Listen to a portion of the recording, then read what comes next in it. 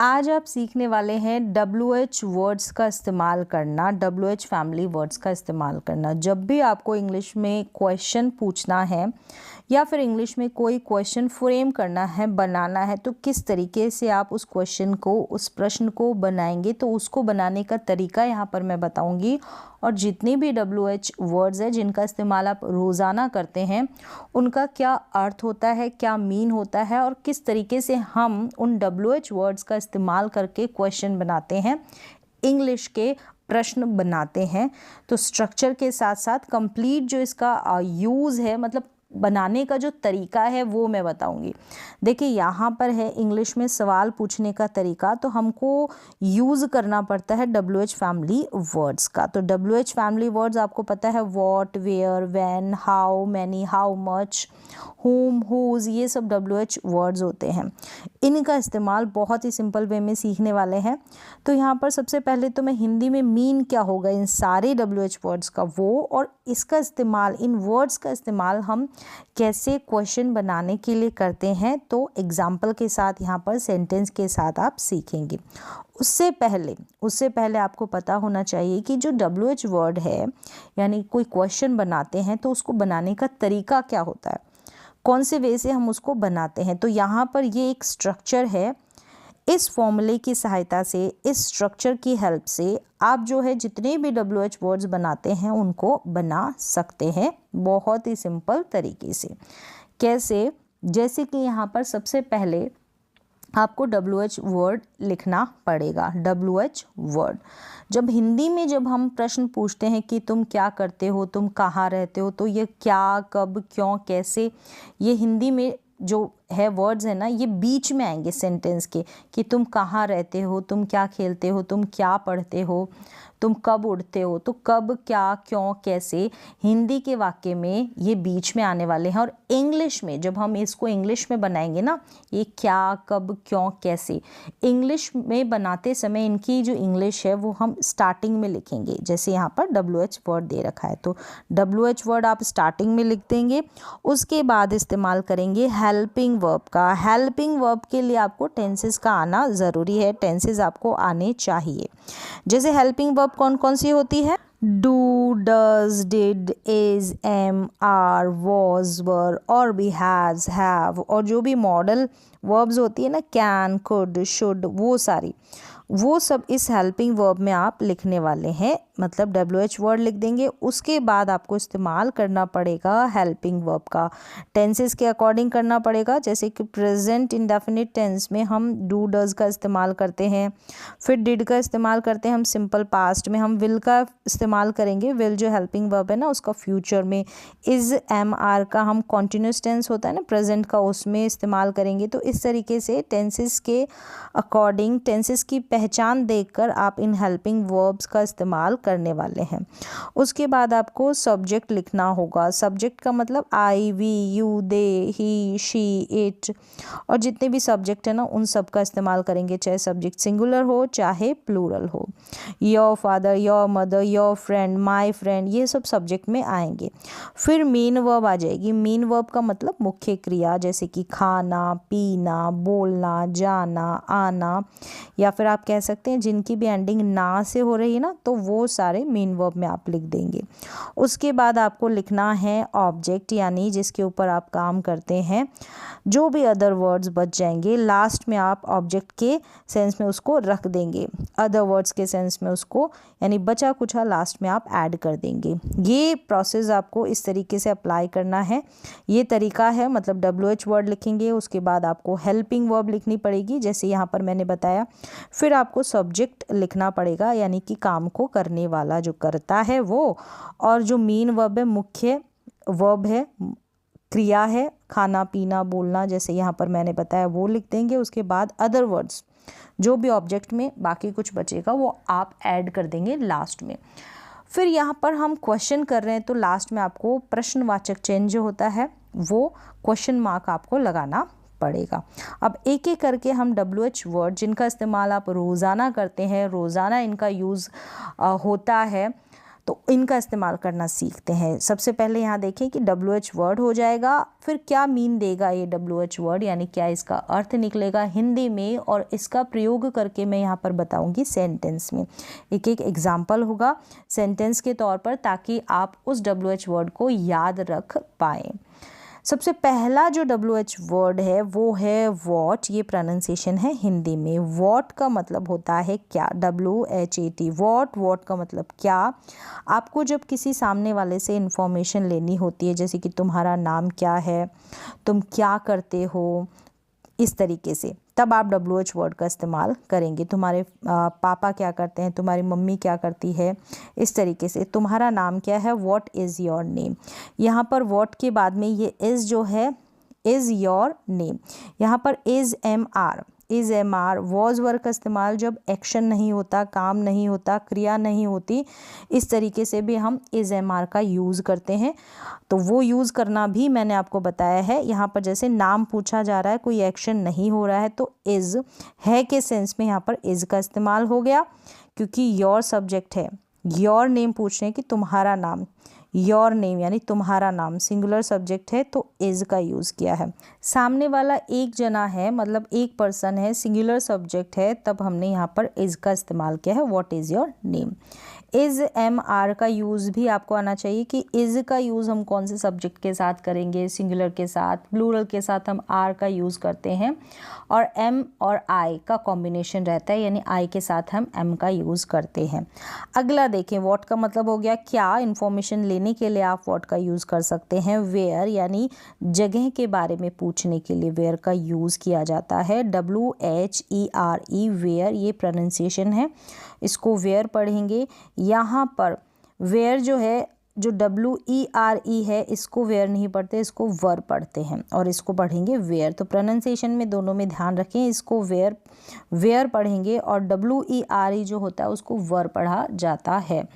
Where का मतलब होता है कहाँ। जब हम प्लेस के बारे में इंफॉर्मेशन लेते हैं, जगह के बारे में पूछते हैं, जैसे कि आपने सामने वाले पर्सन से पूछना है कि तुम कहाँ रहते हो, कौन सी जगह रहते हो, तो वेयर डू यू लिव। तो यहाँ पर तुम कहाँ रहते हो, ये सिंपल प्रेजेंट टेंस का वाक्य है। यहाँ पर हमने इस्तेमाल किया है वेयर के बाद में, जैसे मैंने बताया आपको हेल्पिंग वर्ब का इस्तेमाल करना है। Is, are, am, was, were, do, does, did, इन सब का विल बी, मतलब पहचान के अकॉर्डिंग। तो यहाँ पर हमने डू का इस्तेमाल किया, क्योंकि ये हम पहचान गए हैं कि प्रेजेंट इंडेफिनिट टेंस है, तो आपको पहचान पता होनी चाहिए सारे टेंसेस की। जैसे ता है, ती है, ते है से वाक्य की एंडिंग हो रही है ना, तो वो प्रेजेंट सिंपल टेंस होता है, यानी कि प्रेजेंट इंडेफिनिट टेंस होता है। और यहाँ पर हमने डू लिखा है, क्योंकि यू जो सब्जेक्ट होगा ना, उसके साथ हम डू का इस्तेमाल करते हैं, इसलिए हमने डू लिखा है, डज नहीं लिखा है। तो वेयर डू यू लिव, तुम कहाँ रहते हो। तो यहाँ पर डू का इस्तेमाल हम कौन कौन से सब्जेक्ट के साथ करते हैं, ये भी आपको पता होना चाहिए। वेयर का मतलब हो गया कहाँ, तुम कहाँ रहते हो। तो जो मेन चीज़ है वो आपको याद रखना है कि जब भी WH वर्ड अप्लाई करें, लिखें ना, तो उसके जस्ट बाद में आपको हेल्पिंग वर्ब का इस्तेमाल करना है, फिर आपको सब्जेक्ट और फिर मेन वर्ब लिखनी है। यानी कि वेयर के बाद में आप सब्जेक्ट ना लिखते, सब्जेक्ट नहीं लिखना है। फिर यहाँ पर है व्हेन, WHEN, व्हेन। व्हेन का मतलब कब। यहाँ पर हम जब समय के बारे में किससे पूछते हैं ना, यहाँ पर इसको व्हेन कर लें, वाई नहीं व्हेन। WHEN, व्हेन का मतलब होता है कब। तुम स्कूल कब जाते हो, कब यानी हम समय के बारे में पूछ रहे हैं सामने वाले से, तो when do you go to school, when do you go to school. यहाँ पर व्हेन के बाद डू लिखा है, यू सब्जेक्ट है इसलिए, और डू लिखा है हमने, डिड क्यों नहीं लिखा, क्योंकि ये प्रेजेंट इंडेफिनिट टेंस का वाक्य है। ते हो से वाक्य की एंडिंग हो रही है, ठीक है। ता है, ती है, ते है, इस तरीके से या ते हो आ जाए, तब हम क्या करेंगे, उस सेंटेंस को, उस वाक्य को, अब यहाँ पर ये इंट्रोगेटिव सेंटेंस है, प्रश्नवाचक वाक्य है, तो उसको हम क्या करेंगे, प्रेजेंट इंडेफिनिट टेंस से बनाएंगे। डू डज का इस्तेमाल करेंगे सब्जेक्ट के अकॉर्डिंग, यू सब्जेक्ट है इसलिए यहाँ पर डू आया है, डज नहीं। अगला देखें WHY, वाई। वाई का मतलब होता है क्यों। वाई का मतलब क्यों, रीज़न पूछने के लिए, कारण पूछने के लिए हम YWH वर्ड का इस्तेमाल करते हैं। जैसे कि तुम क्यों पढ़ते हो, हमें पूछना है कि सामने वाला जो भी पर्सन है उस व्यक्ति से क्वेश्चन कर रहे हैं कि तुम क्यों पढ़ते हो, किस लिए पढ़ते हो, क्या कारण है, क्या रीज़न है, तो why do you study, why do you study. यहाँ पर वाई के बाद में डू लिखा है क्योंकि ये सेंटेंस भी प्रेजेंट इंडेफिनिट टेंस का है। इसको आप कॉन्टिन्यूस टेंस में भी बना सकते हैं, जैसे कि प्रेजेंट कॉन्टिन्यूस टेंस है ना जिसमें इज एम आर का इस्तेमाल करते हैं। जैसे तुम क्यों पढ़ते हो, इसकी जगह आपने बना दिया कि तुम क्यों पढ़ रहे हो, रहे हो, रही है, रहे हैं, इस तरीके से वाक्य की एंडिंग होगी तो कॉन्टिन्यूस टेंस हो जाएगा। तो आपको ये सेंटेंस बनाना है कि तुम क्यों पढ़ रहे हो। इसको हम कैसे इंग्लिश में चेंज करेंगे कि तुम क्यों पढ़ रहे हो, ये प्रेजेंट कॉन्टिन्यूस टेंस है। तो प्रेजेंट कॉन्टिन्यूस टेंस की जैसे ही आप यहाँ पर इज एम आर का यूज़ कर दे कि इज का करेंगे एम का, तो इसको आप ट्रांसलेट करें। फिर अगला देखें WHO, हु का मतलब है कौन, हु का मतलब है कौन। तुम कौन हो, हु आर यू, तुम कौन हो, हु आर यू। तो इस तरीके से आप हु का बना देंगे सेंटेंस इंट्रोगेटिव।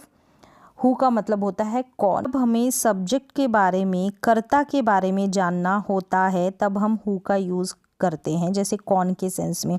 जैसे आपको पूछना है आपको इंग्लिश कौन पढ़ाता है, आपको इंग्लिश कौन पढ़ाता है, आपके साथ कौन खेलता है, तो उस कौन के लिए हम हु का यूज़ करेंगे। टेंसेस जैसे होंगे, जो टेंस होगा उसके अकॉर्डिंग आप जो हेल्पिंग वर्ब होगी वो अप्लाई कर देंगे। नेक्स्ट है WHICH, इसको पढ़ेंगे विच का मतलब होता है कौन सा, विच का मतलब कौन सा। चुनाव के लिए, चॉइस के लिए आप विच का यूज़ करेंगे। किसी की पसंद के लिए, मतलब चॉइस के लिए, चुनाव करना है, किसको चूज़ करना है, तो उस समय आपको विच का यूज़ करना होगा। जैसे कि तुम्हें कौन सा रंग पसंद है, तो यहाँ पर पसंद के लिए, चॉइस के लिए, चुनाव के लिए which colour do you like. तो विच के बाद में जिसकी बात की जा रही है उसको लिख देना है। जैसे कलर के बारे में, कौन से कलर को पसंद करते हो तुम, ये पूछा जा रहा है तो कलर लिखना है। जैसे आप बोल सकते हैं इसके बाद कि तुम्हें कौन सा बैग अच्छा लगता है, कौन सा पेन अच्छा लगता है, तो चॉइस के लिए इस तरीके से हम विच का यूज़ कर देंगे। चुनाव के लिए, कौन सा के सेंस में, तुम्हें कौन सा रंग पसंद है, तुम कौन सा कार्टून देखते हो, तुम कौन सी फिल्म पसंद करते हो, तो इस तरीके से पसंद के लिए, चॉइस के लिए, चुनाव के लिए विच का यूज़ कर देंगे। अगला है WHOM, होम का यूज़ किससे, होम यानी किससे। यहाँ पर जब भी हम इसको लेकर इंट्रोगेटिव सेंटेंस, प्रश्नवाचक वाक्य बनाते हैं तो हमको ऑब्जेक्ट मिलता है, ठीक है। ऑब्जेक्ट के बारे में हमको जानना होता है, जैसे कि तुम किससे मिलते हो, तुम किससे मिलते हो, जिससे मिल रहा है ना वो ऑब्जेक्ट है, वो ऑब्जेक्ट होता है। यहाँ पर होम में ध्यान रखना है। जैसे तुम किससे मिले, तुम किससे मिले, whom did you meet, whom did you meet। तो डिड मिले यानी कि ये पास्ट इंडेफिनिट टेंस है, इसलिए हमने डिड का यूज़ किया है।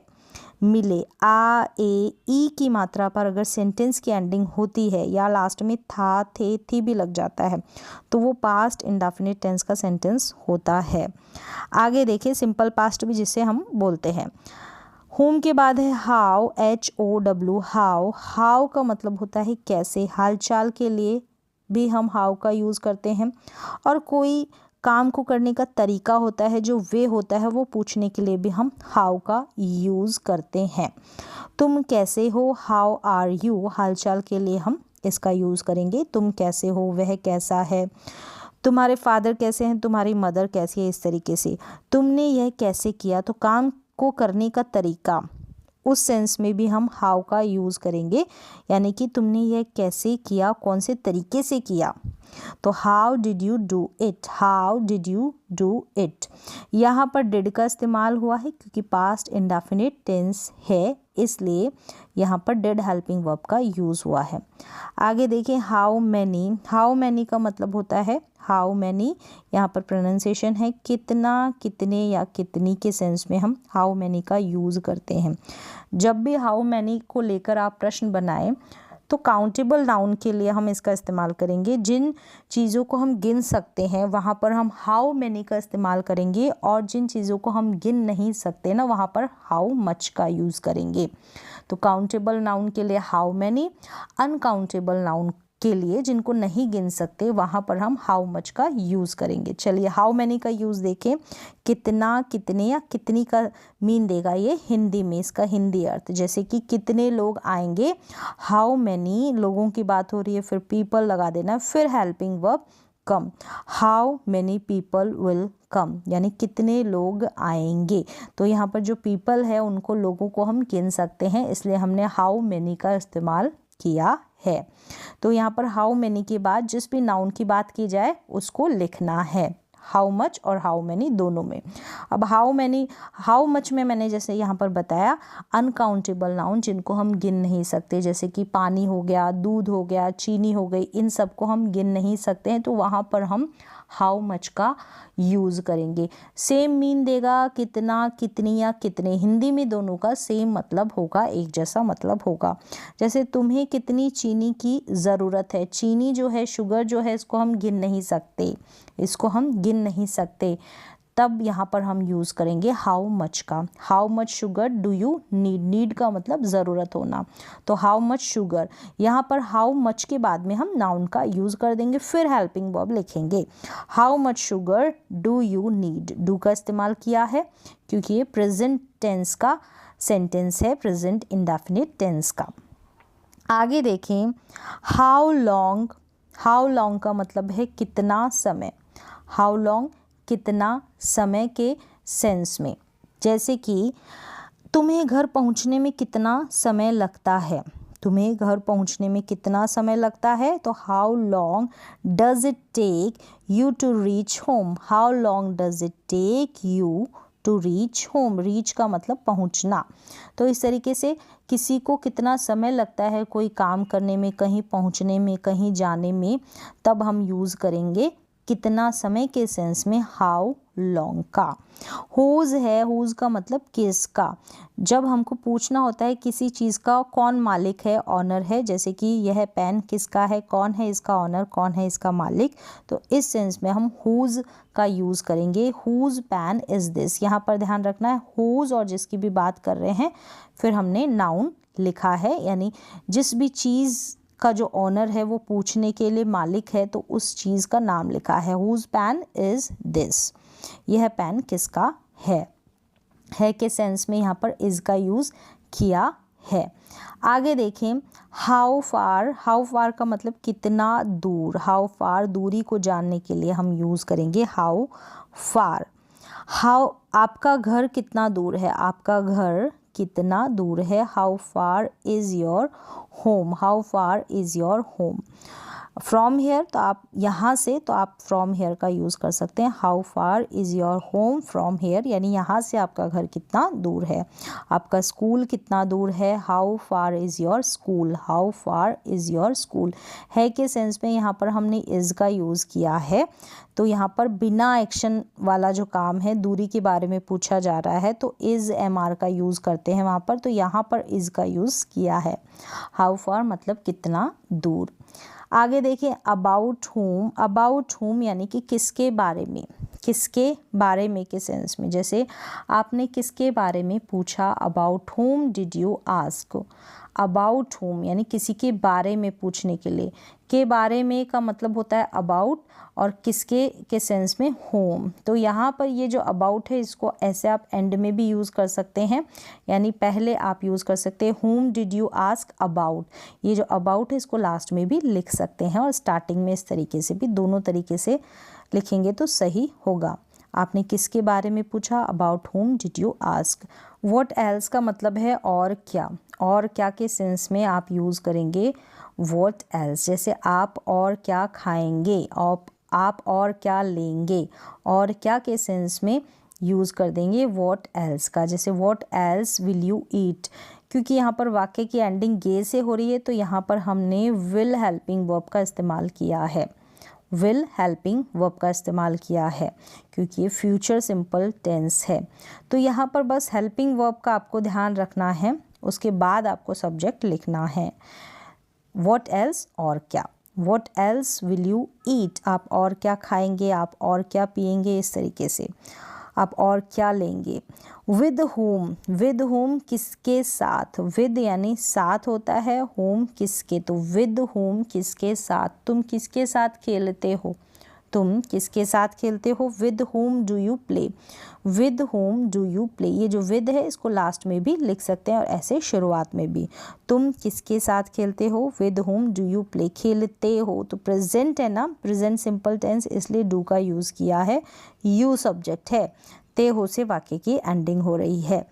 फिर देखिए सिंस व्हेन यानी कब से, कब से यानी वह कब से खेल रहा है। Since when has he been playing? Since when has he been playing? इस तरीके से यूज़ कर लेंगे।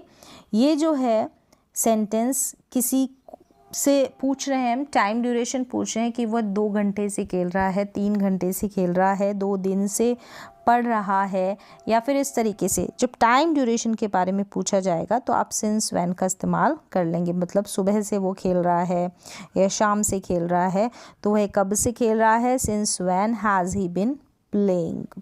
हाउ ऑफन का मतलब होता है कितनी बार, हाउ ऑफन, आप कितनी बार पढ़ते हैं, कितनी बार पढ़ते हैं।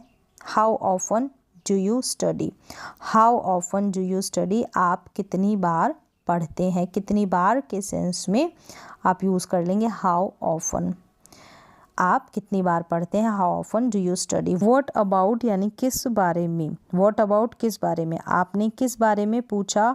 What about did you ask, what about did you ask, हमने डिड लगाया क्योंकि आ की मात्रा पर सेंटेंस की एंडिंग हो रही है, ये पास्ट इंडेफिनिट टेंस का सेंटेंस है, इसलिए डिड इसकी हेल्पिंग वर्ब है।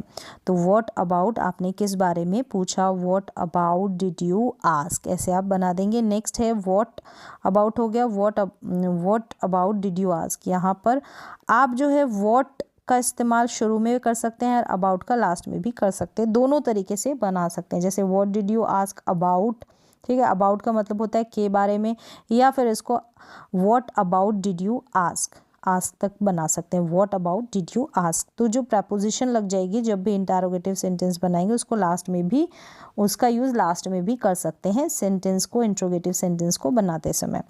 हु एल्स का मतलब है और कौन, हु एल्स और कौन, जैसे और कौन जाएगा, हु एल्स विल गो, और कौन आएगा, हु एल्स विल कम। तो यहाँ पर विल का यूज़ हुआ है क्योंकि ये फ्यूचर है, सिंपल फ्यूचर टेंस, इसलिए विल हेल्पिंग वर्ब का इस्तेमाल हुआ है। हु एल्स मतलब और कौन, और कौन, तो यहाँ पर भी हु जब आ जाता है वहाँ पर हमको सब्जेक्ट के बारे में जानकारी मिलती है। आगे देखिए फ्रॉम वेयर यानी कहाँ से, फ्रॉम वेयर यानी कहाँ से, आप कहाँ से आते हैं, from where do you come, from where do you come, या फिर इसको आप ऐसे भी बना सकते हैं where do you come, from का यूज़ आप लास्ट में भी कर सकते हैं। प्रपोजिशन जो जब लग जाती है WH वर्ड के साथ, जैसे यहाँ पर फ्रॉम है उसका यूज़ हम एंड में कर सकते हैं, यहाँ पर लास्ट में। आगे देखिए फॉर होम का मतलब है किसके लिए, किसके लिए, जैसे कि आपने यह गिफ्ट किसके लिए लिया, for home did you get this gift, for home did you get this gift. यहाँ पर डिड हेल्पिंग वर्ब का यूज़ हुआ है क्योंकि ये जो सेंटेंस है ये पास्ट इंडेफिनिट टेंस का सेंटेंस है, तो यहाँ पर हमने यूज़ किया है पास्ट इंडेफिनिट टेंस के हेल्पिंग वर्ब डिड का। तो इस तरीके से ये जो फॉर है इसका यूज़ आप लास्ट में भी कर सकते हैं, जैसे home did you get this gift for, इस तरीके से।